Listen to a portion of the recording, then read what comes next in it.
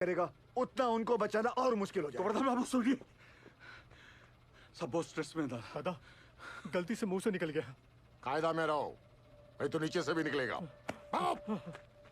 सुनो जॉल, ये एक बंगाली का जुबान है। अगर हमारा आदमी को बचाने में थोड़ा सा भी निग्लिजेंसी हुआ ना, तो तुम सबका माचिस का तिली बनाकर तुम्हारा एक कोयला का कंपनी को हम धुआं धुआं कर देगा, समझा? अभी हम एक एमएलए नहीं, एक मारकट्टा और यूनियन लीडर के हैसियत से बोल रहा है। उसका कोई जरूरत नहीं पड़ेगा दादा। I know this area like the back of my hand. हाँ दादा, सब पे हाथ रखो। अरे ऑलवेज।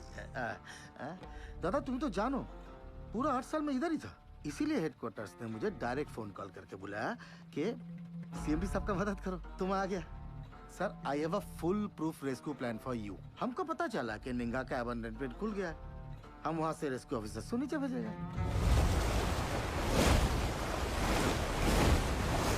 निंगा का जो अबंडन पिट है ना, I'm sorry to interrupt you, sir. लेकिन निंगा पिट में अभी देखकर सरदार जी मैं बात कर रहा हूँ ना, है? दादा आपके सारे माइनर्स को मैं निंगा पिट से ढूंढ के निकालेगा, प्रॉमिस। तुमसे यही आशा था। साहब जरूर हमारे परिवार वालों को बचा लेगा। ड्रिलिंग कॉन्ट्रैक्टर उपाध्याय को बुलाओ तुरंत। ड्रिलिंग करके फायदा क्या होगा सर? नीचे तो लाशें ही मिलेंगी। बिल बनाएंगे ना बोका। साहब साहब एक प्रॉब्लम हो गई है।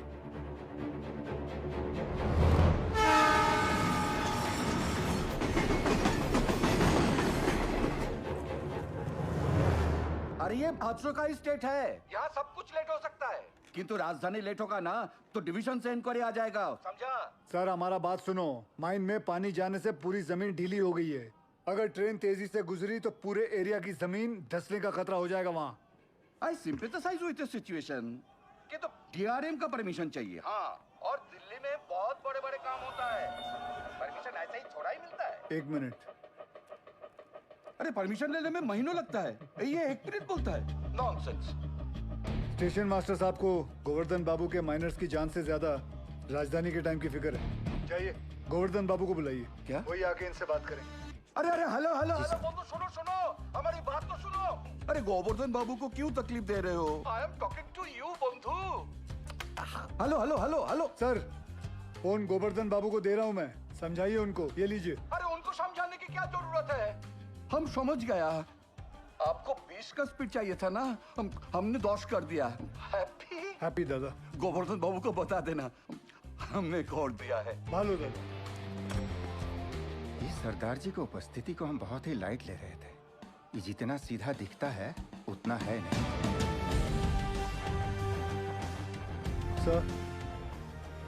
सर आप जानते हैं निंगा पिट से एंट्री पॉसिबल नहीं है। सेन हेडक्वार्टर के डायरेक्ट ऑर्डर से आया है, मैं नहीं रोक सकता। लेकिन हम अपना काम तो कर सकते हैं ना। How? I have a rescue plan.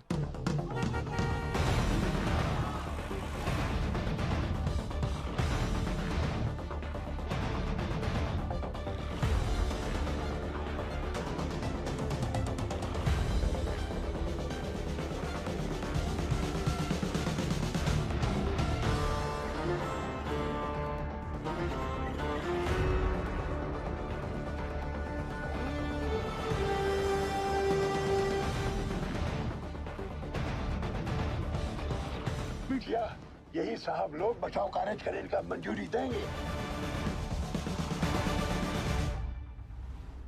DG sir, अब तक मेन लाइन तो पानी से भर चुका होगा, और अगर ये 71 माइनर्स अभी भी नीचे जिंदा बचा है तो अपने वर्किंग एरिया के आसपास ही फंसा होगा, है क्या नहीं? राइट सेन गुप्ता? एकदम ठीक दादा। Ninga open pit is the nearest point of access to them. From my experience ये पानी का बहाव धीरे धीरे धीमा हो जाएगा और मेरे रेस्क्यू ऑफिसर्स ये बस्केट के साथ नीचे उतरेगा और माइनर्स को ढूंढ कर बाहर लाएगा। Very simple, right? सिंपल दादा। हाँ तो चलो चौक पकड़ो। गिल, सर नीचे 71 माइनर्स में से कई ऐसे हैं जिन्हें 25 साल से ज्यादा का तजुर्बा है, जो उन्हें सिखाता है कि अगर माइंस में पानी भरने लगे तो माइन के ऊंचे पॉइंट पे जाकर रेस्क्यू का इंतजार करें। और मुझे यकीन है कि ये माइनर्स अपने वर्किंग एरिया से निकलकर माइन के ये ऊंचे पॉइंट तक पहुंच चुके होंगे। और हम जमीन पे सर्वे के जरिए नारायणकुरी का हाईएस्ट पॉइंट स्पॉट करके वहां 8 इंच का एक पायलट बोरहोल करेंगे। And once we locate them, उसके बाद 29 इंच का बोरहोल करके उसमें से एक लोहे की कैप्सूल नीचे भेजेंगे और एक एक करके सभी माइनर्स को बाहर निकाल लाएंगे। गिल, ये जो टेक्निक है ये पहले किसी रेस्क्यू मिशन में यूज हुआ है? नो सर, भारत में कैप्सूल से रेस्क्यू पहली बार होगा। Isn't he being overly optimistic? I don't see any harm in that, sir. Sardar ji, who are you?